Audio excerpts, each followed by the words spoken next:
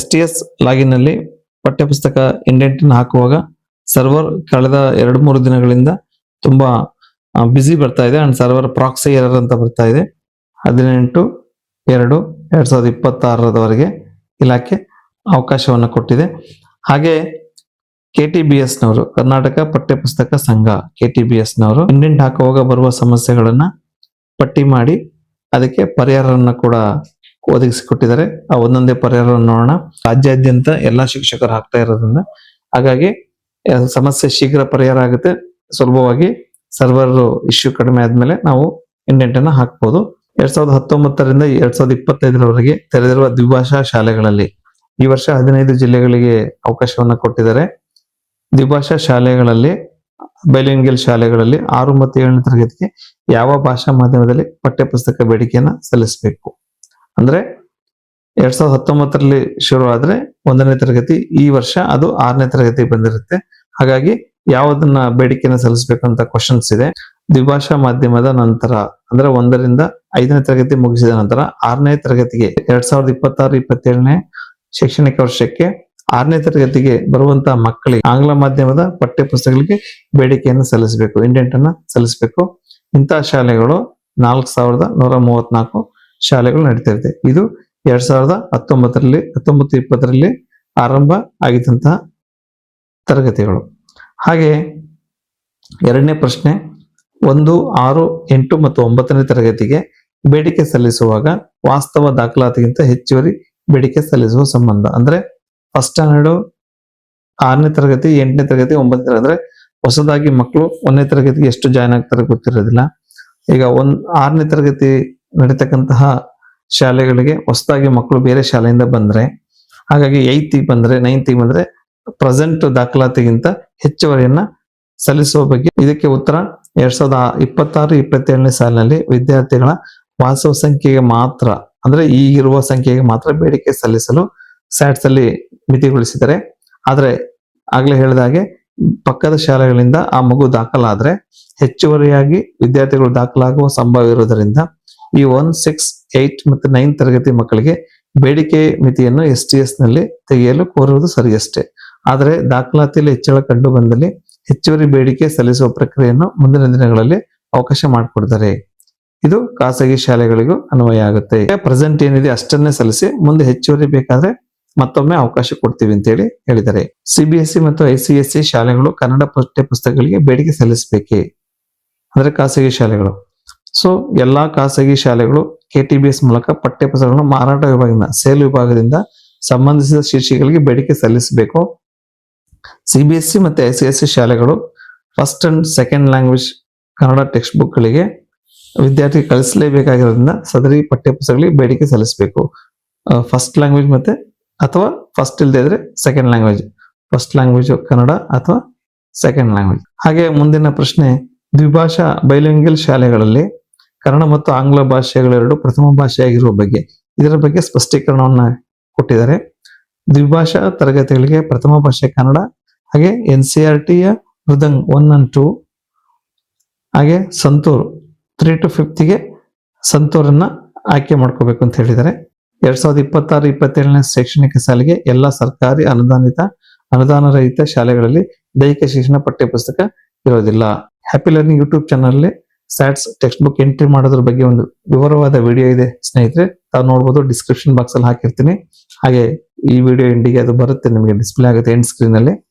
So ಈ ವರ್ಷದಿಂದ ಅಂದ್ರೆ ಮುಂದಿನ ಶೈಕ್ಷಣಿಕ ವರ್ಷ PE ಟೆಕ್ಸ್ಟ್ ಬುಕ್ ಇರೋದಿಲ್ಲ, ಅದರ ಬದಲಿಗೆ ಮೌಲ್ಯ ಶಿಕ್ಷಣ ಟೆಕ್ಸ್ಟ್ ಬುಕ್ ಇದೆ. ಸೊ ಮೌಲ್ಯ ಶಿಕ್ಷಣ ಟೆಕ್ಸ್ಟ್ ಬುಕ್ ಅಲ್ಲಿ PE ಅನ್ನ ಆಡ್ ಮಾಡಿರ್ತಾರೆ, ದೈಹಿಕ ಶಿಕ್ಷಣ ಪಠ್ಯ ಪುಸ್ತಕ ಇರೋದಿಲ್ಲ. 2026-27ನೇ ಶೈಕ್ಷಣಿಕ ಸಾಲಿನಲ್ಲಿ ಸೇರ್ಪಡೆ ಮಾಡಿರುವ ಹೊಸ ಪಠ್ಯ ಪುಸ್ತಕಗಳ ಬಗ್ಗೆ ಸ್ಪಷ್ಟೀಕರಣ.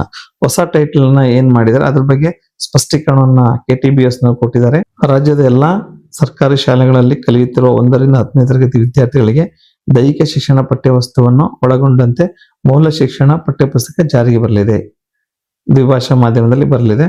ಸರ್ಕಾರಿ ಶಾಲೆಗಳಲ್ಲಿ ಪ್ರಾರಂಭವಾಗಿರುವ ಪ್ರಿ ಪ್ರೈಮರಿ ಪೂರ್ವ ಪ್ರಾಥಮಿಕ ತರಗತಿಗಳಿಗೆ LKG ಮತ್ತು UKG ಬಾಲಚೇತನ ಚಟುವಟಿಕೆಗಳ ಪುಸ್ತಕಗಳನ್ನು ಪರಿಚಯಿಸಲಾಗುತ್ತಿದೆ. ಹಾಗಾಗಿ ಅದನ್ನೊಂದು ಬಾಲಚೇತನ ಟೈಟಲ್ ಅನ್ನು ನೆನಪಿಟ್ಕೊಳ್ಳಿ. ಕರ್ನಾಟಕ ಪಬ್ಲಿಕ್ ಶಾಲೆಗಳಲ್ಲಿ 6ರಿಂದ 10ನೇ ತರಗತಿ ವಿದ್ಯಾರ್ಥಿಗಳಿಗೆ ಆಯ್ಕೆ ಮಾಡುವ ಶೀರ್ಷಿಕೆಗಳು ಯಾವುವು ಅಂತ ಕೇಳಿದ್ರೆ, ಅಂದ್ರೆ KPS ಶಾಲೆಗಳಲ್ಲಿ KPS ಶಾಲೆಯಲ್ಲಿ ನಾವು ಯಾವ್ಯಾವ ಟೈಟ್ಲ್ ಅನ್ನ ಆಯ್ಕೆ ಮಾಡಬೇಕು ಅಂತ ಕೇಳಿದರೆ, ಸೊ ಮುಖ್ಯ ಶಿಕ್ಷಕರು ಇದನ್ನು ಗಮನಿಸಬೇಕು. 5ನೇ ತರಗತಿವರೆಗೆ ದ್ವಿಭಾಷಾ ತರಗತಿಗಳಲ್ಲಿ ಕಲಿತು 6ನೇ ತರಗತಿಗೆ ದಾಖಲಾಗುವ KPS ಶಾಲೆ ವಿದ್ಯಾರ್ಥಿಗಳು ಆಂಗ್ಲ ಮಾಧ್ಯಮದ ಪಠ್ಯಪುಸ್ತಕ ಕಲಿಬೇಕು. ಅಲ್ಲಿ ಕಂಪಲ್ಸರಿ ಇಂಗ್ಲಿಷ್ ಮೀಡಿಯಂ ಅಂದ್ರೆ ಪ್ರಥಮ ಭಾಷೆ ಕನ್ನಡ, ಆಂಗ್ಲ ಭಾಷೆ NCERT, ಪೂರ್ವಿ ಅಂತ ಬರುತ್ತೆ, ಸೊ ಪೂರ್ವಿ ಅಂತೇಳಿ.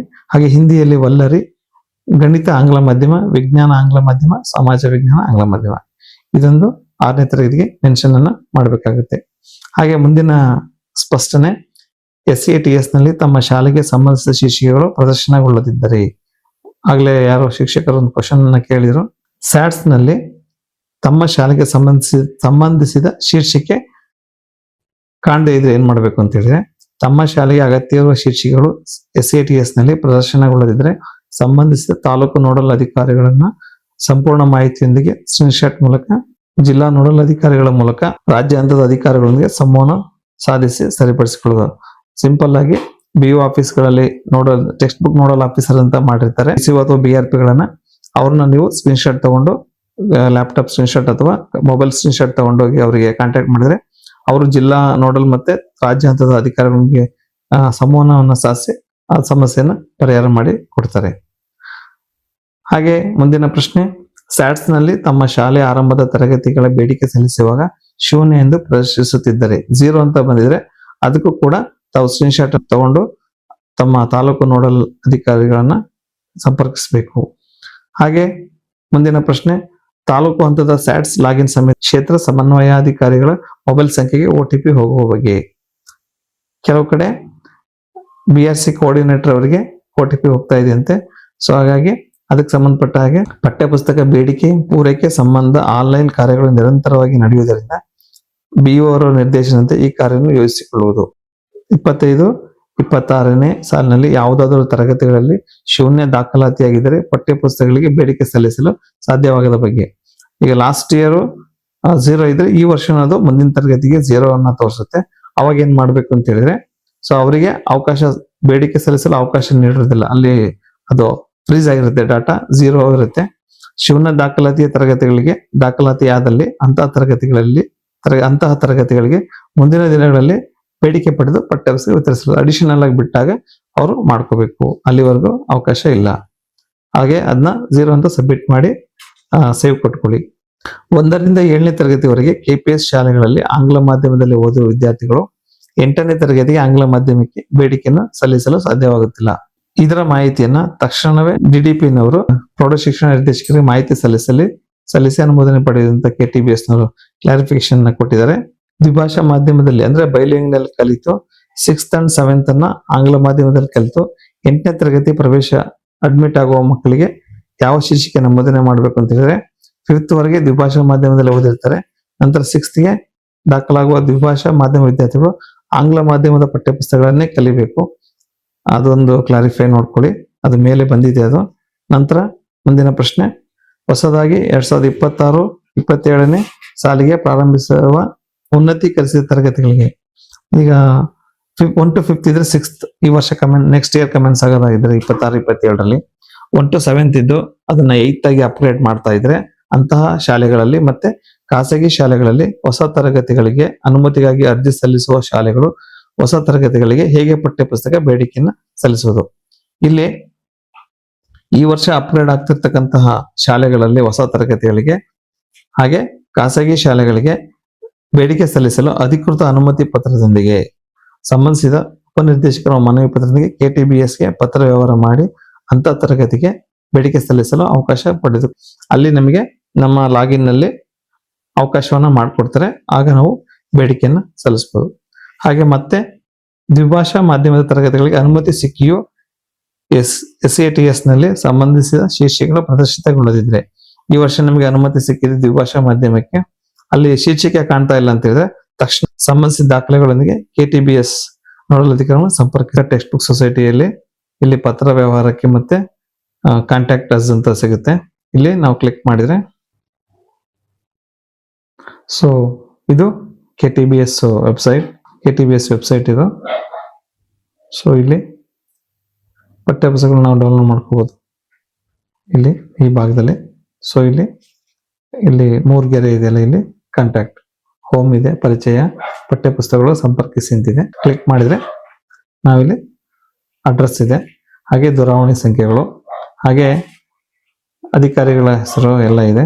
ಸೊ ನಾವು ಇದನ್ನ ಕಾಂಟ್ಯಾಕ್ಟ್ ಮಾಡ್ಬೋದು. ATBS ನವರ ಸ್ಪಷ್ಟನೆ. ವಿಡಿಯೋ ಇಷ್ಟ ಆದ್ರೆ ಲೈಕ್ ಮಾಡಿ, ಶೇರ್ ಮಾಡಿ, ಹ್ಯಾಪಿ ಲರ್ನಿಂಗ್ ಯೂಟ್ಯೂಬ್ ಚಾನೆಲ್ನ ಸಬ್ಸ್ಕ್ರೈಬ್ ಮಾಡಿ ಅಂತ ಹೇಳ್ತಾ ಎಲ್ಲರಿಗೂ ಧನ್ಯವಾದಗಳು. Thank you. Happy learning.